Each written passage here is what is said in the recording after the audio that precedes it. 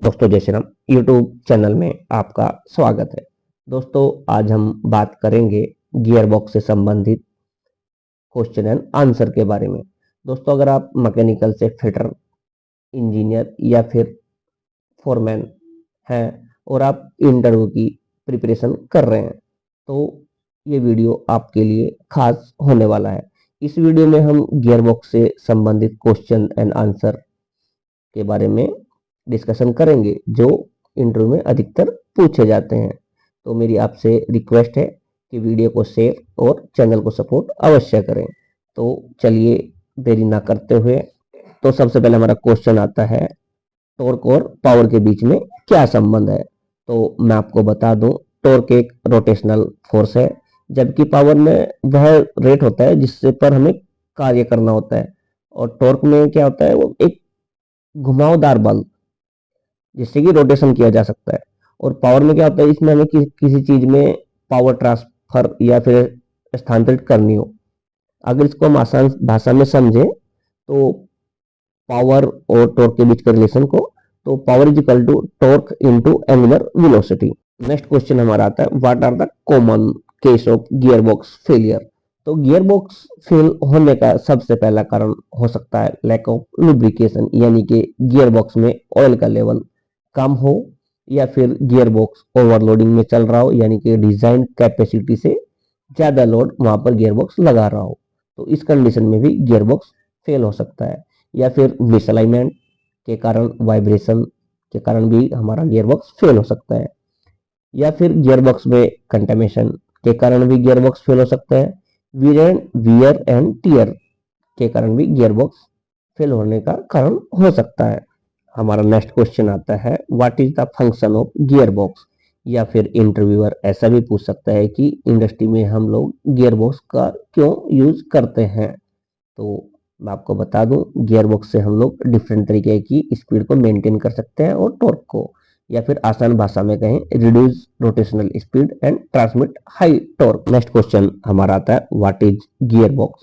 या फिर डायरेक्ट आपको ऐसे भी पूछ लेगा, what is industrial gear box. तो इंडस्ट्रियल गियर बॉक्स एक मैकेनिकल डिवाइस होता है जिसका इस्तेमाल हम लोग पावर ट्रांसमिट करने के लिए या फिर स्पीड को या फिर टॉर्क को चेंज करने के लिए किसी भी मोटर के जिसका भी हमें यूज करना होता है मशीनरी के लिए करते हैं। मोस्टली इंडस्ट्री में मैं आपको बता दूं, गियर बॉक्स यूज होता है स्पीड को रिड्यूस करना या फिर टॉर्क को इंक्रीज करना, क्योंकि बड़े बड़े मशीन या इक्विपमेंट के लिए हाई टॉर्क की जरूरत पड़ती है।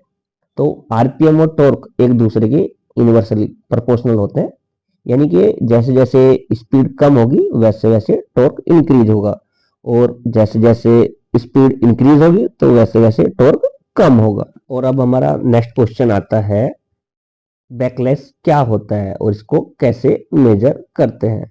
तो मैं बता दूं, बैकलैश दो गियर के बीच में जो क्लियरेंस या प्ले होती है उसी को हम बोलते हैं बैकलैश।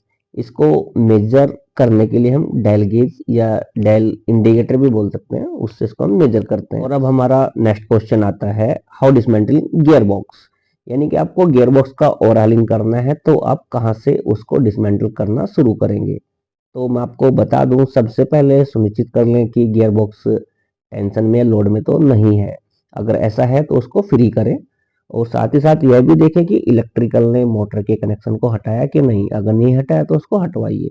और गियर बॉक्स के उपकरण को सुरक्षित करने के लिए बोल्ट को खोलें, और उसके बाद ही आप गियर बॉक्स को धीरे धीरे डिसमेंटलिंग करें। डिसमेंटल करने के बाद उसका वियर टियर का मेजरमेंट नोट करने के बाद फिर उसको साफ करके क्लीन करके जो आपको स्पेयर्स चेंज करने उनको चेंज करके उसमें इंस्टॉल करें और वन बाय वन क्लीन करके उसको बॉक्सअप करना शुरू करें। नेक्स्ट क्वेश्चन हमारा आता है, डिफाइन फैक्टर। फैक्टर होता क्या है। तो मैं आपको बता दूं, फैक्टर एक वो कांस्टेंट होता है जब हम किसी गियर का डिजाइन करते हैं तो उसमें टिप की जो आकार या संख्या होती है उसको डिजाइन करते समय फैक्टर एक नाम दिया जाता है।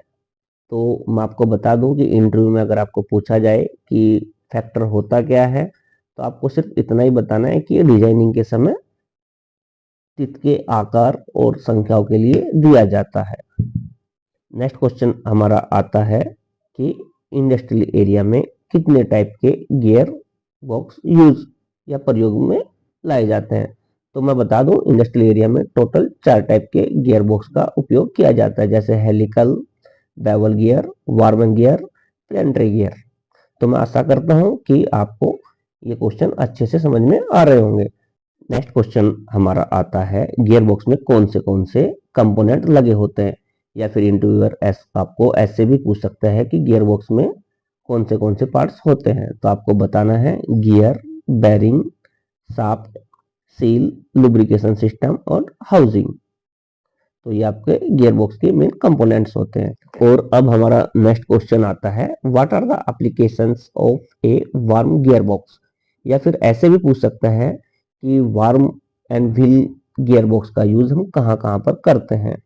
तो मैं आपको बता दूं, warm and wheel gear box का अधिकतर use conveyor belt, travelling water screen में करते हैं, और इसके साथ ही पैकिंग मशीनरी में भी बहुत सारे काम के लिए ऐसे एप्लीकेशन के लिए यूज करते हैं जहां पर हमें हाई टॉर्क और लो स्पीड की रिक्वायरमेंट होती है, वहां पर हम warm and wheel gear box का यूज करते हैं।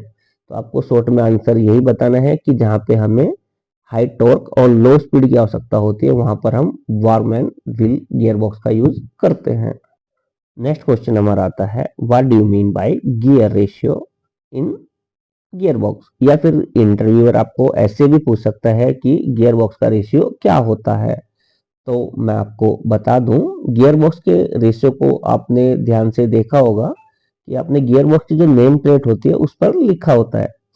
जैसे कि किसी गियर बॉक्स की नेम प्लेट पर 40:1 लिखा हुआ है, तो इससे यह पता चलता है कि हमें गियर बॉक्स की रेशियो या स्पीड डिडक्शन का पता चल सकता है।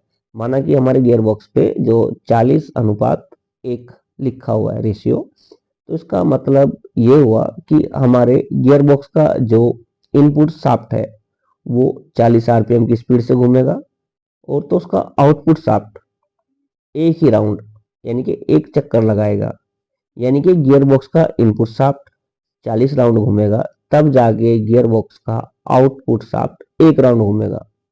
और एक चीज मैं आपको बता दूं कि गियर बॉक्स का रेशियो जितना ज्यादा रहेगा उतना ज्यादा उसका स्पीड डिडक्शन मिलेगा, और इसमें साथ ही टॉर्क की वैल्यू भी इंक्रीज हो जाएगी। और अब हमारा नेक्स्ट क्वेश्चन आता है, what is the function of oil seal in gear box, यानी कि गियर बॉक्स में ऑयल सील का क्या कार्य होता है। जैसे कि आपको नाम से ही क्लियर हो रहा है कि ऑयल सील का काम गियर बॉक्स में केसिंग से ऑयल को सील करके रखना है, यानी कि लीकेज न होने देना, ये ऑयल सील का कार्य होता है। नेक्स्ट क्वेश्चन हमारा आता है कि what is the difference between inline and right angle gear box. तो मैं आपको बता दूं, इनलाइन गियर बॉक्स में जो इनपुट और आउटपुट शाफ्ट वो सेम एक्सिस में होते हैं, जबकि राइट एंगल गियर बॉक्स में जो इनपुट शाफ्ट और आउटपुट शाफ्ट होती है वो एक दूसरे के 90 डिग्री में होते हैं। नेक्स्ट क्वेश्चन हमारा आता है, what is the function of breather in gear box, यानी कि गियर बॉक्स में ब्रीदर का क्या कार्य होता है। अगर आपने गियर बॉक्स के ऊपर एक छोटा सा डिवाइस लगा देखा होगा, जिसका कार्य होता है हॉट एयर को बाहर करना और ठंडी एयर यानी कि कूल एयर को गियर बॉक्स में एंटर करने के लिए में जो मदद करता है। इससे होता क्या है, गियर बॉक्स ओवरहीट होने से बचता है, और साथ ही साथ हमारा सील भी सेफ रहेगा। अगर गियर बॉक्स में ब्रीदर कार्य ना करे या कार्य करना बंद कर दे, तो उसमें होगा क्या, हमारा गियर बॉक्स ओवरहीट होगा, उसमें जो ऑयल सील लगी हुई है वो ओवर हीटिंग की वजह से ऑयल सील फटने के चांसेस बढ़ जाते हैं। नेक्स्ट और आखिरी क्वेश्चन हमारा आता है, what factor should be consider when selecting A gear box, यानी कि हमें किसी नई मशीन के लिए गियर बॉक्स का सिलेक्शन करना है तो उसमें हमें क्या क्या देखना होगा। तो मैं सबसे पहले बता दूं, आप जिस नई मशीन के लिए गियर बॉक्स का सिलेक्शन करने जा रहे हैं उसके लिए सबसे पहले आपको देखना है कि उस मशीन को रोटेट करने के लिए हमें कितने टॉर्क की आवश्यकता पड़ेगी, और साथ ही यह भी देख लेना है कि उसमें स्पीड रेशियो कितना चाहिए और एफिशिएंसी कितनी होनी चाहिए, और साथ ही ये भी देखना है कि मशीन के अकॉर्डिंग वहां पर इन्वायरमेंट कैसा है। साथ ही साथ यह भी देख लेना कि मेंटेनेंस रिक्वायरमेंट वहां पर कैसी है। इन सब फैक्टर को अगर आप ध्यान में रखकर कार्य करेंगे तो एक अच्छे गियरबॉक्स का सिलेक्शन आप आसानी से कर पाएंगे।